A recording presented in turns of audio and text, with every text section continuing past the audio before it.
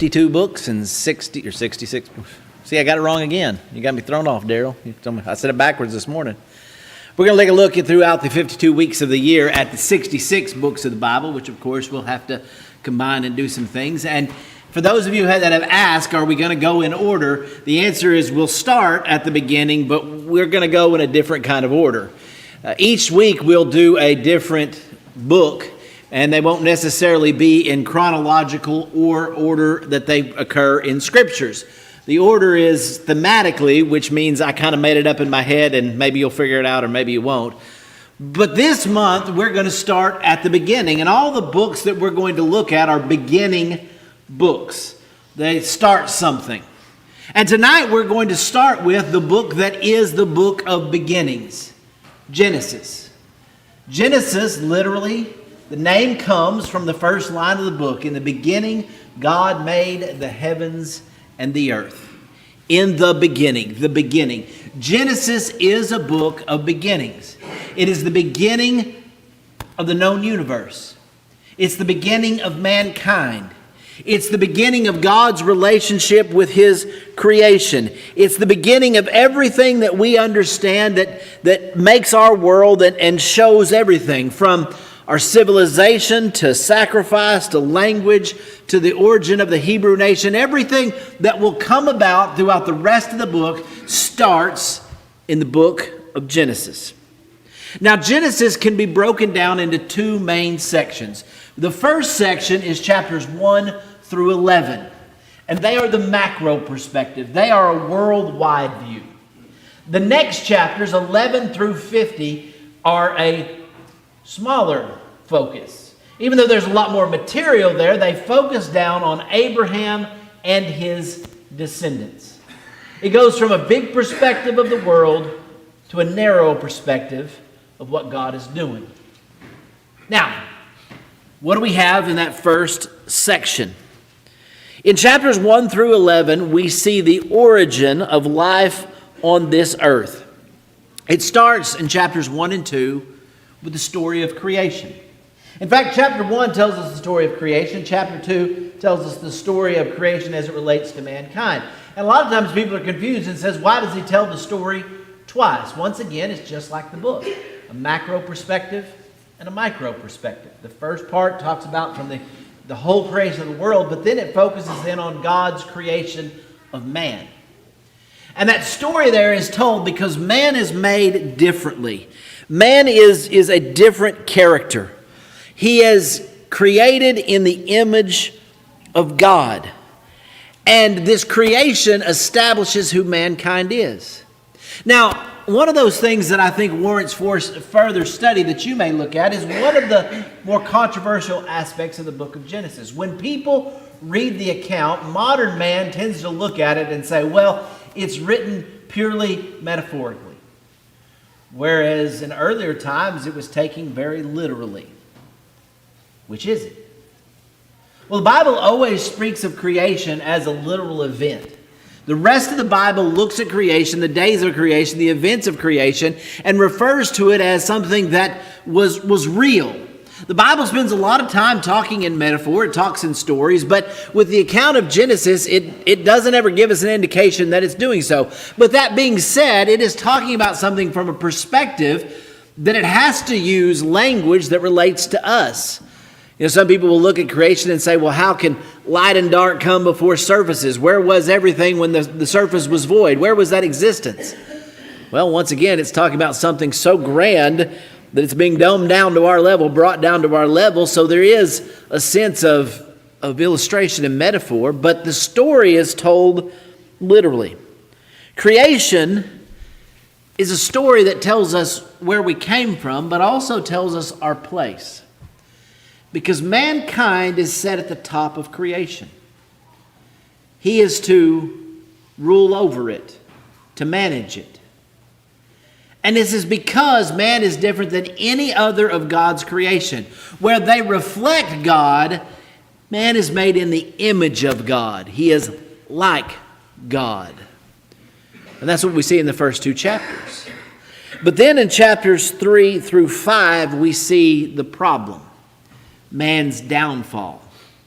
Because in that chapter is introduced the snake. The snake appears on the scene with no rhyme nor reason. He talks to man like no other animal does, but yet there's an indication that he's something more than just a common creature. He represents the other side of a spiritual God. He's the one that tempts man. And through that temptation, woman falls and she brings in man, and man commits the first sin. Man is placed in the garden with free access to everything but one thing, and that's what he goes after. And what we see in chapters 3 through 5 is how man falls. He is unique and made in the image of God, but he is also given choice and he's given reason.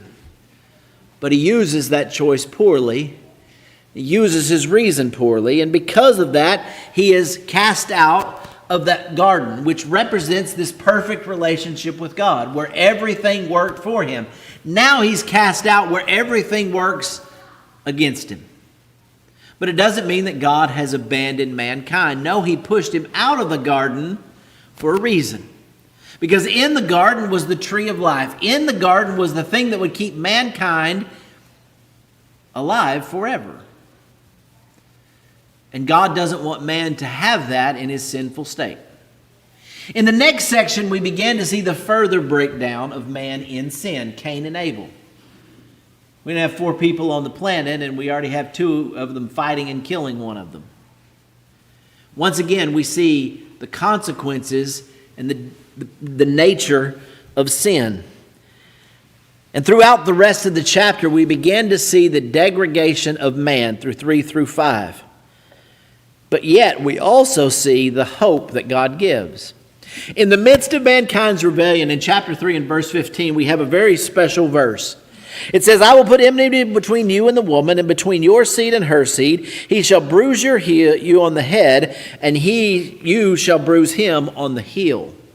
In the midst of the punishment that's being laid out to the serpent and to woman and to man, God throws this idea out that the serpent has done harm to man. And yet God will use man, the seed of man, to destroy the serpent. The damage that he's done is minuscule compared to the damage that will be done to him. This verse is setting the stage for what God is going to do. Mankind is fallen, so how can he be redeemed? Of course, we don't know. This is a foreshadowing. This is a point that is given that's going to play out through the rest of the book. Through the next chapters, we were going to see the corruption and the fall of mankind. In chapters 6 through 11, we began to see how mankind becomes more wicked. As we're given the descendants that fall from Adam and Eve and their descendants and everything, we see that there's notions in there that people are getting more and more wicked. They brag about how I killed more than Cain did. And they get in, move down. And then finally what we see is God looks at the whole lot in chapter 6 and verses 8, and he's sorry that he ever made them. In verse 5 it says, the Lord saw the wickedness of man was great on the earth, and every intent of his thought was evil continually. But the Lord was sorry that he made man, and it was grieved in his heart. And the Lord said, I will blot out man from the creation of the face of the land, from man, from creeping things, from the sky to the birds. I'm sorry I've made them all. God's ready to reset the whole thing. He's going to take the pot and crush it down and reform it into something else.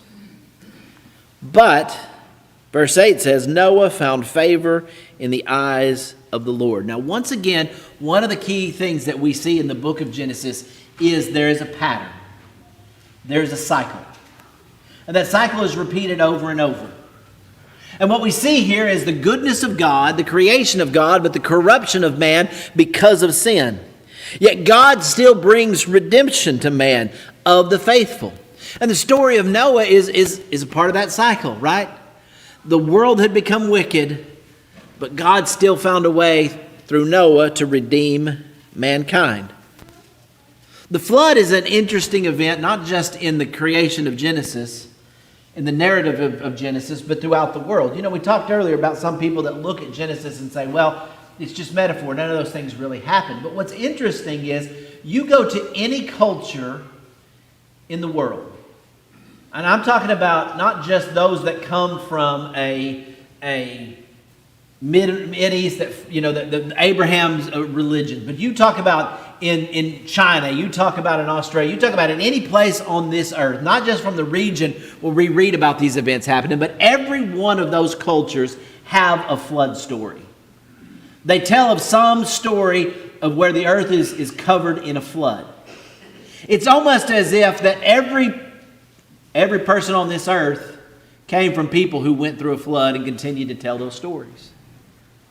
The story of the flood is a significant event, but it also reshapes and restarts mankind through Noah. After the flood, however, we see a story of Noah himself, the faithful Noah, sinning, and it bringing shame on his family and problems for them. After that, we end this section with the Tower of Babel, where mankind once again is trying to elevate himself up to be with God. Just as Adam and Eve wanted to eat of that fruit so they would be like God, they want to build a tower so they can reach to the heavens. And God stops it by changing their language. And they no longer can communicate, and everything falls apart. And from then on, they began to spread out throughout the earth. Every time we see there is punishment, there's benefit. God punishes them at Babel, but yet they are able to spread and go throughout the earth. We see that with Noah. We see that over and over again, that when man sins, there is punishment, but yet there is still something that God does with it. That's the first 11 chapters. I remember years ago I had a Bible class teacher said, if you get the first 11 chapters of Genesis, you'll get the rest of the Bible. Because in there is everything we see about God, we see about His relationship with man, we see about our own nature. When we look at these accounts, these stories, it's setting the stage for everything that is to come. It's establishing who we are and who God is. And then we turn the page to our second section. We go from the macro view of the entire earth, shrinking it down to one person, Abraham. And the rest of Genesis tells us the story of Abraham and his descendants. Abraham and Isaac and Jacob and Joseph are all those descendants that we go through. And that's the story, the narrative that we go through. And we see God through these people. It's interesting because years later, Jesus, when he was talking, he made the point in Matthew chapter 22, verse 33, about he said, I am the God of Abraham and the God of Isaac and the God of Jacob. And here he was making that reference that when God talks about them, I am the God of these people, that it talks about him being alive, that God has there, he's the God of not the dead, but the living. But it's always interesting because we see that reflected in the text. From now on, when we see people talk about God, they're going to reflect it of the God of Abraham, the God of Isaac, right? As if God was dealing with them through the rest of the world. He was using them to reveal himself. And that is exactly what is going on here. Why are these stories important? Why do we know about Abraham and Isaac and Joseph? There were lots of other people on this earth. There were lots of other cultures. There were lots of other events going on. But the Bible focuses on these one people. Why tell these stories? We're told this in chapter 12. Because God makes a promise to Abraham.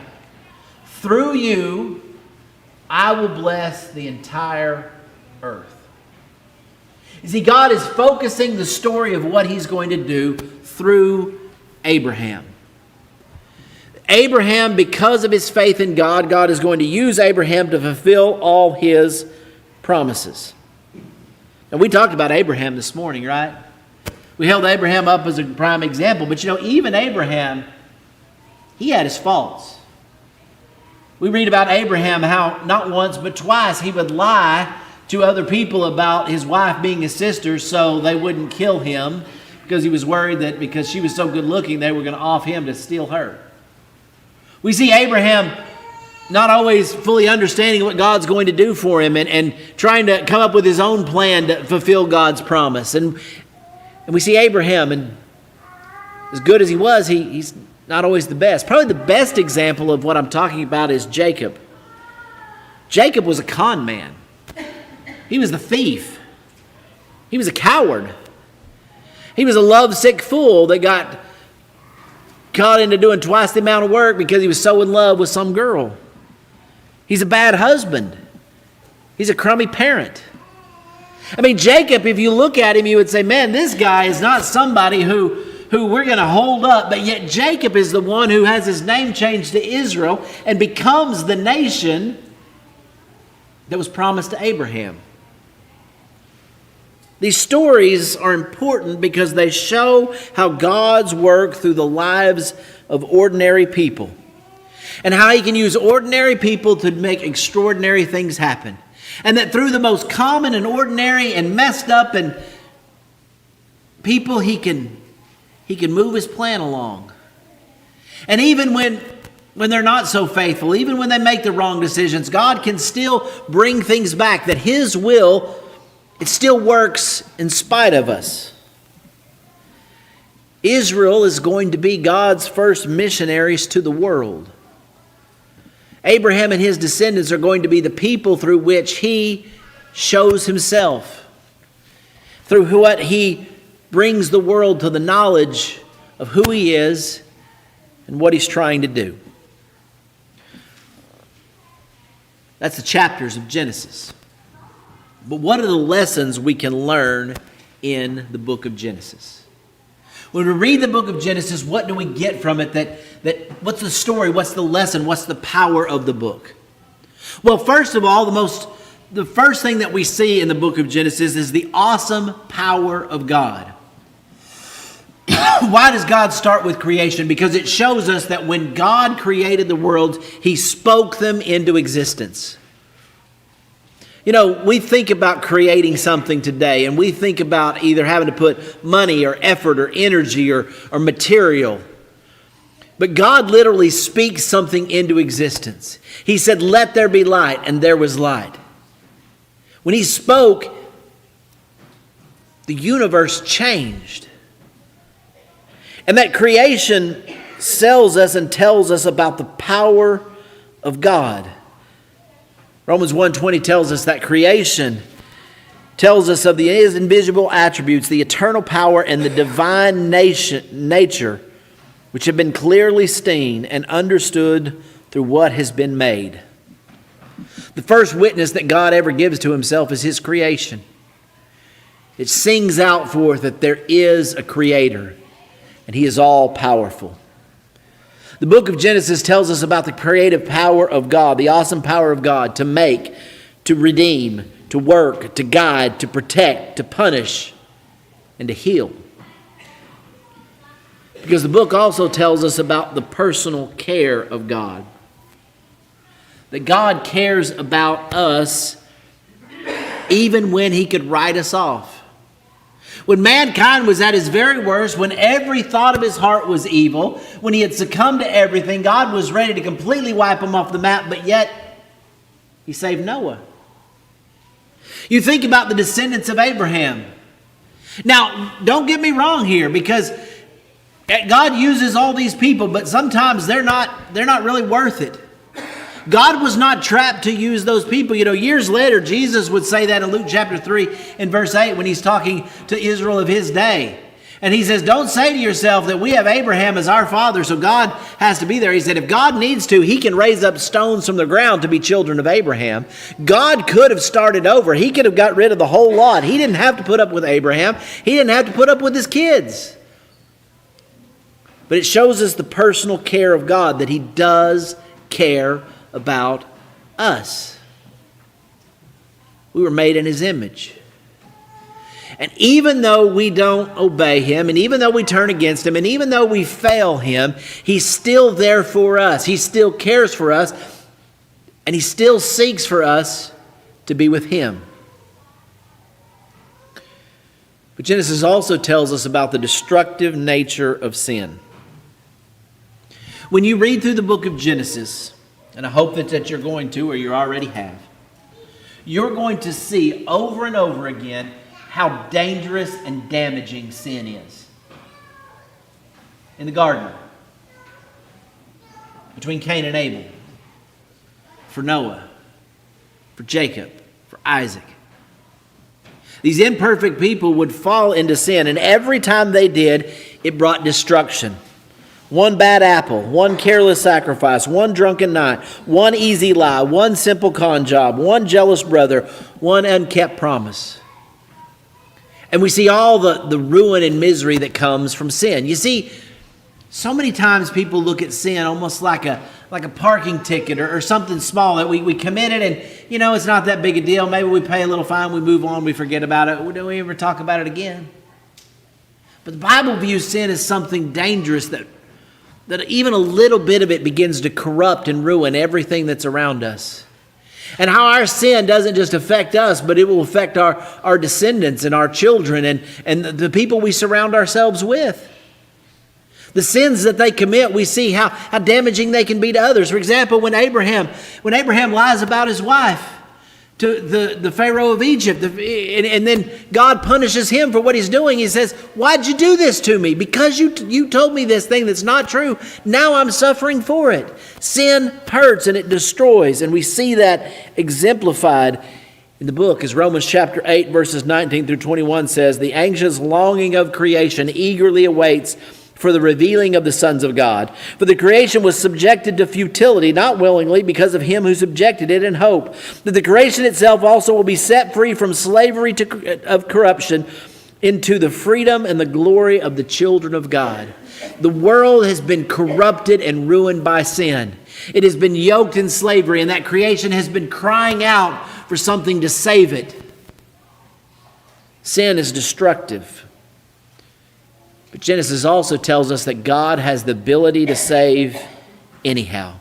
That even though sin is the most destructive force that we see, God has the power to overcome it. When God looked at a world that was corrupt, he flooded it, but he floated Noah. When man listened to a snake instead of God, God then took man seed to destroy the snake. When man refused to listen to God to fill the earth and built a tower instead, he stops the work of the earth by creating different languages that force people to spread out in the earth and do what he said in the first place. When Joseph is cast away by his brothers, yet God takes it and uses it for their good. What we see reflected in these stories in Genesis is that even when mankind ruins things, God finds redemption. What we're seeing in Genesis is the beginning of God's power, his love, his relationship to mankind. Often they say that the best stories are told in the beginning. It's the first chapter of the book that you read. It should set up the story for everything else, right? It should introduce what's going on. It should set the story up. If a story takes too long in those first few chapters, you never get to the end of it, right? But it's got to intrigue you. It's got to bring you in. It's got to show you what's important. And that's what Genesis does for us. It shows us the power that God has, that he created us in his image, and he loves us. But it also shows us something about ourselves, that we sin. We fall short. And that sin brings destruction and ruin on everything around us, but yet God can still save us. That he can take what we've done and somehow make it into something that can bring us home. That God brings punishment, but even in that punishment, there's salvation. He floods the earth, but through that same water, he saves Noah. We see Joseph and all his dealings and all his wheeling and dealing and trying to get over at his brother. But what he really needed to do was trust in God, because God was going to make him a great nation because of the promise that he made to Abraham and the promise that he makes to him.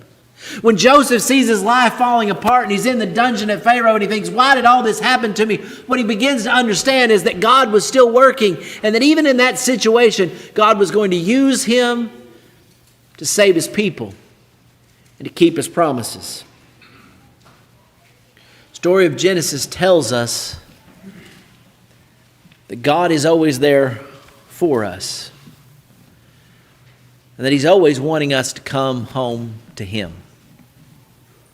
I hope this week that you'll study the stories of Genesis. You'll look to them and you'll see what God is doing. And maybe it'll have you asking some own questions about what they have to tell us and what it means for us. But I want to tell you the story of Genesis is the story of the redemption of mankind, and that's what everything in the Bible is about. It's about who God is, about who we are, and how we can be made right with Him. The story of Genesis is the story that leads us to the story of Christ, of a God that so loved the world that He gave His only begotten Son. That even when mankind was lost in sin, we were dead in sin, He brought forth through the seed of woman a Savior that can bring us into redemption. Tonight, if you do not know the redemption that's found in Jesus Christ, if maybe you need to learn more about who Jesus is and what He does, we'd love to study with you. But maybe you're at a point tonight that you know what you need to do. You know the steps of salvation. You know what God has called you to do. Tonight is maybe the time for you to put your belief in Him, to turn from your sins, to be baptized into water to wash away your sins so that you can walk in a new life. Maybe as a Christian you have been like so many before that have wandered away, that have fallen into sin and need to come home. Don't let the night end without your new start. Genesis is about beginnings. Tonight can be a new beginning for you if you listen to Jesus Christ. If you need to respond to the invitation we offer to you right now while we stand and sing. I am resolved the more to linger,